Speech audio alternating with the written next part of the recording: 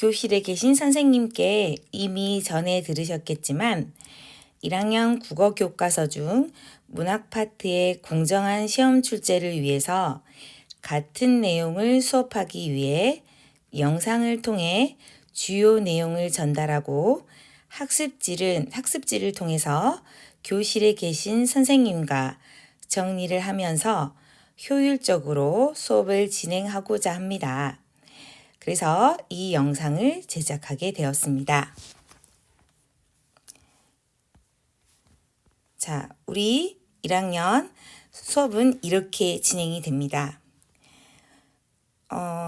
우리 1반부터 9반까지 김미선 선생님과 이시연 선생님은 1반부터 9반까지 메인으로 들어가시게 되죠. 저는 여기에 보면 지금 말하고 있는 저는 조미료 선생님입니다. 저는 1, 2, 3반에 들어가죠. 박민아 선생님께서는 4, 5, 6반에 들어가 계십니다. 이은희 선생님은 7, 8, 9반 이렇게 해서 이 선생님들께서 3반씩 나누어 들어가기 때문에 수업을 하다 보면 전달되는 내용이 조금 다를 수도 있고 빠뜨릴 수도 있고 그래서 공정한 출제를 위해 이런 방식을 사용하고자 이렇게 협의를 하여 운영하게 되었습니다. 이해되시죠?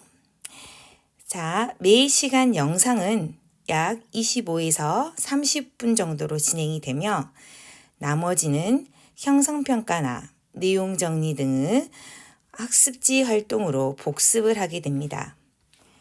영상을 들을 때는 선생님이 영상 속에서 메모하는 활동을 똑같이 책에 메모하셔야 합니다. 책에 정리하지 않고 떠들면 교실에 계시는 선생님께 등짝을 맞게 되겠죠? 자, 그럼 여러분 준비되셨나요? 자, 그럼 한번 시작을 해보도록 하겠습니다. 여러분은 지금 이런 학습지를 받았을 겁니다. 이게 첫 번째 3월 1차 시 학습지입니다. 자신의 관점에서 문학작품 읽기, 허생전. 그래서 이 작품 허생전에 대해서 오늘 간단히, 오늘은 첫 시간이니까 간단히 작품의 줄거리와 앞부분을 하고 마치도록 하겠습니다. 자, 먼저 책 62페이지를 펴보도록 하겠습니다. 책 62페이지를 펴면 이런 모습이 나오죠. 항상 여러분 책을 보면 무엇을 봐야 합니까? 항상 학습 목표를 여러분은 봐야 합니다. 우리가 이 책에서 무엇을 배워야 하는지 여러분이 목적을 가져야 되겠죠. 문학작품을 해석하고 평가를 할 때 어떻게 하는지 봅시다. 타당한 근거를 들어 자신의 관점에서 문학 작품을 해석하고 평가할 수 있다. 여러분은 이걸 해내야 됩니다. 또 이렇게 하다 보면 자연스럽게 문학 작품을 누군가가 해석해 준다기보다는 능동적으로 향유하며 문학을 생활화할 수 있는 태도를 지니게 되겠죠. 자, 그래서 이런 친구들과 이야기 나눠보자. 이 그림을 가지고 이제 이런 것들도 여러분이 각자 생각이 있을 거예요. 그러겠죠. 이런 것들은 생략하고 넘어가겠습니다. 자, 오른쪽 페이지를 보세요. 자, 허생전은요, 여러분 너무나 잘 아는 작품입니다. 너무나 잘 알고 있는 작품이지만 우리가 놓치고 있는 부분들, 또 새롭게 이 정보를 알면 또 다른 부분이 보이고 알고 보면 더 많은 부분이 보이겠죠. 그래서 이 작품은 조선 후기 실학자 연암 박지원이 쓴 소설로 주인공인 허생의 행적을 통해 당대 사회를 비판한 작품이다. 그래서 여기에 보면 허생의 행적을 통해서 사회를 비판하고 있다고 했습니다. 그 다음 배경은 조선 후기라고 했고요. 이 작품은 박지원이 썼는데 박지원은 실학자라고 했습니다. 실용주의자라는 거죠. 자, 그러면 이 작가가 이 허생을 통해서 무엇을 나타내고 싶었는지 인물의 행동과 사건의 의미를 해석하면서 작품을 감상해 보는 활동을 하겠습니다. 그러면 이 허생전은 우리가 너무나 잘 알고 있죠. 허생전의 줄거리를 먼저 함께 영상으로 보고 시작할 건데요. 영상을 보면서 여러분 학습지에 보면 이런 부분이 있습니다. 학습지에 보면 줄거리 영상을 보며 소설에 나타난 허생의 행적 공간을 이동에 따라 정리해 봅시다. 이렇게 써져 있어요. 그렇죠? 그래서 여러분이 이 부분을 메꿔 가면서 한번 영상을 보도록 하세요. 영상을 그냥 놓치지 말고 흘려버리지 말고 잘 적어 보도록 하겠습니다. 그럼 영상을 함께 보시죠.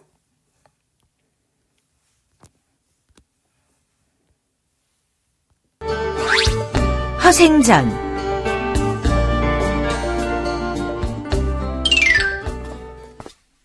남산 아래 묵적동에 작고 허름한 초가집이 있었다. 비바람도 제대로 가릴 수 없는 그 집에 글 읽기만 좋아하는 선비, 허생이 살고 있었다.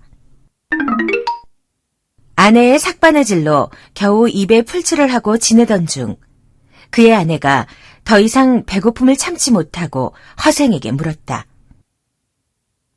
평생 과거에 응시하지도 않으면서 책을 읽어서 무엇하려고 그러십니까? 내가 책을 읽는 것이 아직 미숙해서 그렇다오. 그럼 장인밭의 일이나 장사 같은 걸 해보시는 건 어떻겠습니까? 장인밭이 일은 본래 배우지를 못했고 장사는 미천이 있어야 하거늘 어찌 시작을 하겠소? 아무것도 못한다는 말만 하시고 차라리 도적질이라도 하시지 그러십니까? 애석하도다. 내 본래 책 읽기를 10년을 기약했건만 7년 만에 접어야 하다니.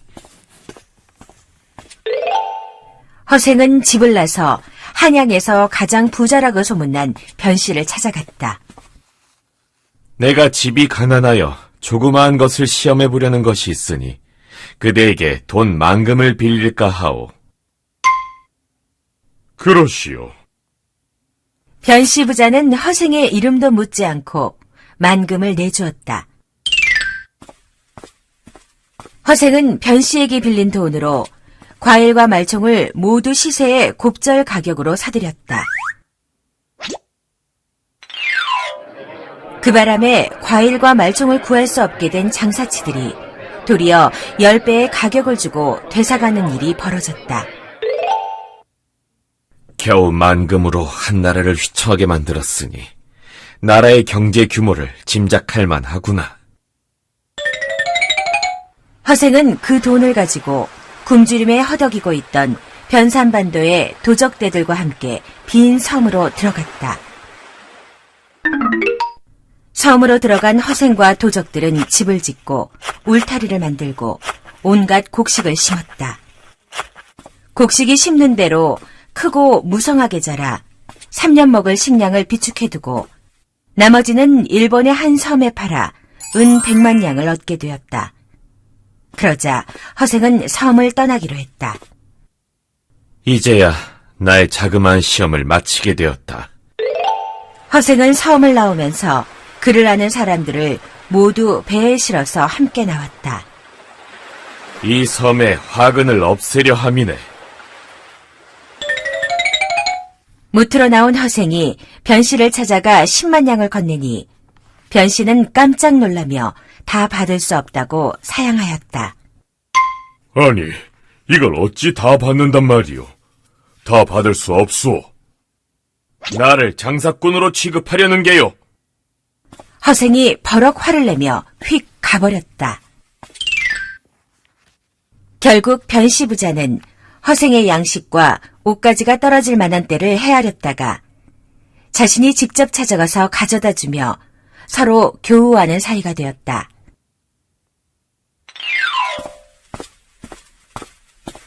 본디 정승 이완과 각별하게 지내는 사이였던 변씨 부자는 이완 장군에게 허생을 소개시켜 주었다. 나라에서 어진 인재를 구하는 중에 선생의 이야기를 듣고 여기까지 오게 되었습니다. 그렇다면 내가 제야에 숨어있는 와룡 선생 같은 유능한 인재를 추천해 줄 테니 임금께 아뢰어 삼고 처리하게 할 수 있게 하겠는가? 어렵겠습니다. 우리나라에 있는 명나라 후손들에게 종실의 여자들을 시집 보내고 그대들의 집을 나누어 줄 수 있겠는가? 그것도 어렵겠습니다. 자제들을 가려 뽑아 머리를 깎여 변발하게 하고 오랑캐 복장을 입히고 선비들은 빈공과에 응시하고 일반 사람들은 실정을 정탐하게 할 수 있겠느냐? 대체 누가 나서서 그 일들을 하려 하겠소? 내가 너에게 3가지 계책을 일러주었거늘 도대체 너는 한 가지도 가능한 일이 없다고 하니 그러고도 신임을 받는 신하라고 말할 수 있겠느냐? 허생은 지배층의 사대부의 무능과 허위의식에 크게 화를 내었다. 이튿날 이완 대장이 다시 허생을 찾아갔지만 집은 텅 비어있고 허생은 간 곳이 없었다. 자, 여기까지 줄거리였습니다. 자, 그러면 다시 우리 교과서로 돌아오도록 하겠어요. 오늘은 첫날이니까 많이 하지는 않을 겁니다, 여러분. 자, 교과서로 돌아와서 그 내용들을 보고 소설의 단계를 표시를 해보도록 하겠어요. 자, 교과서 지금 63페이지죠? 63페이지를 펴시면 됩니다. 볼펜을 들어서 봅시다. 먼저 처음에 시작하는 부분이죠. 여기는 발단이 되겠죠. 발단, 이렇게 크게 표시를 합니다. 허생은 목적동에 살았다. 자, 그리고 이런 고전 작품, 어떤 작품이든 간에 소설은 인물이 중요합니다. 그리고 지금 인물의 행적에 따라서 이야기가 전개된다고 했기 때문에 인물의 표시를 해보도록 하겠어요. 허생이죠, 허생. 그리고 여기에서 첫 번째 장면에서는 또 아내가 나옵니다, 아내. 그래서 허생과 아내의 대화로 이야기가 진행이 되고 있죠. 자, 그 다음 페이지로 잠깐 넘어가 보도록 할까요? 자, 64쪽. 64쪽에 가서 이제 아내와 싸웠죠. 나와서 변씨 집으로 갑니다. 그래서 여기 허생은 평소에 알고 지내는 여기 있죠. 여기가 전개. 전개는 조금 깁니다. 왜냐면 그 변씨에게 돈을 빌려서 그 돈을 불리는 작업을 하죠. 그 부분이 전부 전개예요. 전개 1로 표시를 하겠습니다. 전개 1. 됐죠? 자, 그 다음 또 페이지를 넘겨볼게요. 66쪽이죠. 66쪽 한 페이지 다 넘길게요. 자, 66쪽에 가서 이 그림이 나오죠. 여기에서 하나, 둘, 셋, 5번째 줄. 허생이 늙은 뱃사공을 찾아서 물었다. 여기가 바로 전개 2가 됩니다. 이렇게 쭉 잘라서. 자, 그 다음에 전개 또 3을 가보도록 하겠습니다. 70페이지로 갈게요.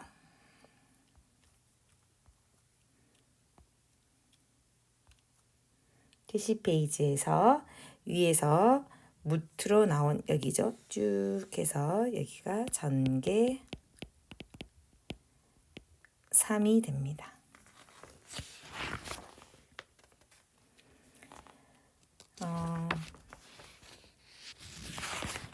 자, 그 다음에 이제 이완 대장을 만나게 되죠. 변 씨에게 이제 돈을 갚고 친하게 지내다가 그 변 씨가 소개한 높은 관직에 계신 이완 대장을 만납니다.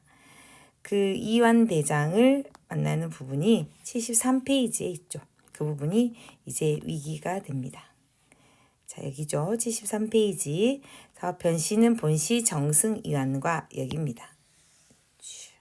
자, 여기가 위기입니다.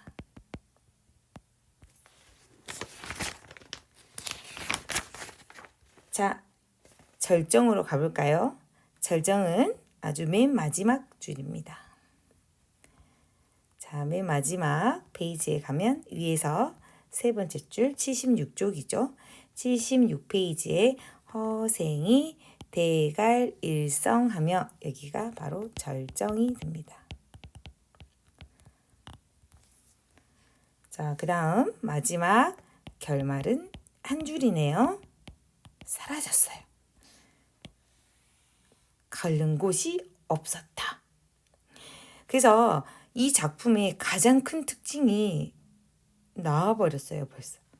결말 한 줄. 그래서 허생이 사라졌어. 허생이 막 이완 대장이 다시 돌아와서 이완 대장이 허생의 뜻을 들어준다거나, 그래서 소설이니까 얼마든지 가능할 수 있잖아요. 근데 그런 게 없고 그냥 사라져 버렸어요. 이런 식으로 완전하지 않은 결말을 내린 거죠. 그래서 생각을 여러 가지로 우리가 다양하게 할 수 있는, 생각할 수 있게 하는 여지를 남기는 그런 마무리를 해주고 있다는 거죠. 그래서 여기다 결말을 좀 써볼까요? 자, 허생이 사라지는 미완성의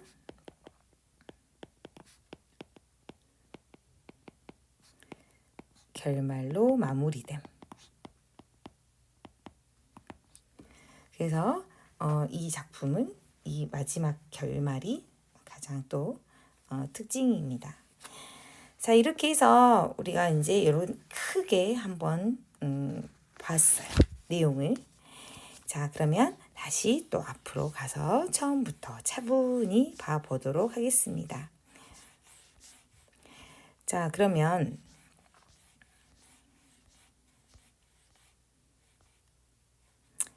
우리 여기 있는 내용부터 보면 이것들을 전부 선생님이 읽으면 안 되겠죠. 그래서 오늘은 딱 발단 부분까지만 할 거예요. 자, 그래서 발단 부분까지 우리 성우 아저씨가 읽어주실 겁니다. 읽고 나서 발단까지만 선생님과 함께 메모하고 공부 마치고 다음 주에 쭉 나가도록 하겠어요. 알겠죠? 허생전, 박지원. 허생은 묵적동에 살았다. 묵적동에서 곧장 남산 아래로 이르는 곳에 우물이 있고 우물가에는 오래된 살구나무가 서 있었다. 살구나무를 향해서 살인문이 열려 있고 몇 칸 안 되는 초가집은 비바람도 제대로 가리지 못했다. 그러나 허생은 독서를 좋아하고 그 아내가 삭바느질을 하여 겨우 입에 풀칠을 하고 살았다. 하루는 아내가 배가 몹시 고파서 눈물을 흘리며 임자는 평생 과거에 응시하지도 않으면서 책을 읽어서 무엇하려고 그러시오. 하니 허생이 웃으며 말했다. 내가 책을 읽는 것이 아직 미숙해서 그렇다오. 그렇다면 장인밭의 일이라도 하지 그러시오. 장인밭이 일은 본래 배우지 못했으니 어찌하란 말인가. 그럼 장사가 있지 않습니까? 장사야 본시 미천이 드는 법인데 어찌하란 말인가. 그 아내가 왈칵 화를 내고 버럭 소리를 질렀다. 밤낮으로 책을 읽더니 고작 배운 게 어찌하란 말인가라는 말뿐이요. 장인밭의 일도 못한다, 장사도 못한다면 어째서 도적질은 못하는 게요. 허생이 읽던 책을 덮고는 일어서면서 애석하도다. 내 본래 책 읽기를 10년을 기약했더니 이제 7년 만에 그만 접어야 하다니. 하고 문을 나서서 가버렸다. 허생은 평소에 알고 지내는 사람도 없고 했. 자, 여기까지입니다. 자, 그러면 우리 발단 부분 잠깐 볼까요? 자, 여기서 형광펜을 들어서 이 부분 밑줄 쳐봅시다. 형광펜 색깔을 바꿀게요. 몇 칸 안 되는 초가집은 바람도 제대로 가리지 못했다. 자, 이런 부분들 봤을 때 이제 배경 묘사입니다. 자, 어떤 환경에서 살고 있죠? 굉장히 가난하다. 그렇죠? 그래서 가난한 것을 알 수가 있습니다. 그러면 여기다 메모를 간단하게 해봅시다. 가난함을 알 수가 있죠. 그래서 첫머리의 배경 묘사는 어떤 기능을 하는가. 그래서 살림이 매우 가난함을 표현한다는 거죠. 그냥 이건 그냥 간단하게 이렇게 밑줄 쳐놓고 화살표만 하는 것으로 가름하겠습니다. 그리고 그 아내가 삭바느질을 하여 겨우 입에 풀칠을 하고 살았다. 이제 여기가 좀 중요한데요. 어떤 삶의 방식을 보여주고 있습니까? 허생과 아내의 삶의 방식을 알 수가 있잖아요. 아내가 돈을 버는 방식. 그러니까 남편은 놀고 책만 읽고 아내는 돈을 버는 삭바느질 돈을 버는 방식입니다. 자, 그러면 여기 내용을 봅시다. 그렇다면 장인바칠이라도 하지 그러시오. 그럼 장사가 있지 않습니까? 뭐 이런 거. 그러니까 이제 장인바치라는 것은 아까도 말했듯이 뭐 물건 만드는 것, 그다음에 장사 이런 거라도 해서 그 양반들 책만 읽지 말고 뭔가 생산적인 일을 해라. 막 이런 내용이죠. 그러면 이제 이런 것들은 무엇을 뜻하냐면 작가가 아내의 입을 통해서 작가의 어떤 실용적인 실학자, 아까 처음에 말했죠. 실학자의 사상을 드러내고 있다는 겁니다. 그래서 여기다가 아내를 통해서 작가의 생각이 드러나고 있는 부분이에요. 자, 그러면 지금 아내하고 지금 허생이 사이가 안 좋습니다. 자, 여기서부터 표시를 할게요. 쭉 내려갑니다. 싸우고 있어요. 쭉 내려갈게요. 어디까지냐면 다음 페이지 쭉쭉쭉쭉 그러면서 쭉 싸워요. 그래서 지금 아내와 말다툼을 합니다. 자, 여기에서는 지금 아내가 불만을 가지고 있죠.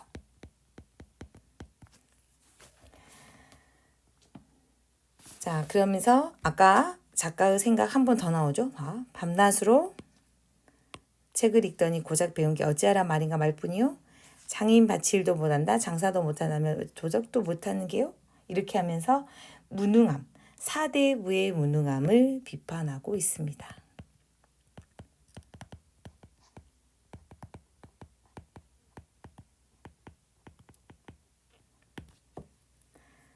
됐죠? 자, 이렇게 되어 있습니다. 자, 그러면 왜 아내가 허생에게 화를 내었는지는 금방 알 수 있을 겁니다. 자, 이런 것들은 이 내용이 끝나고 나면 학습지를 통해서 또 정리할 수 있거든요. 그거는 이제 선생님과 함께 해보도록 하세요. 자, 오늘은 일단 첫 시간이니까 여러분 너무 힘들 수 있고 적응도 안 될 것 같아서 발단까지만 여기까지만 하고 다음 시간에 전개 1부터 시작해가지고 두 번째 학습지를 통해서 학습지도 준비해가지고 와서 뒤에 전개 아마 위기 아마 이건 세 차시 정도면 끝날 것 같아요. 그래서 마무리 짓도록 하겠습니다. 오늘 수고하셨고요.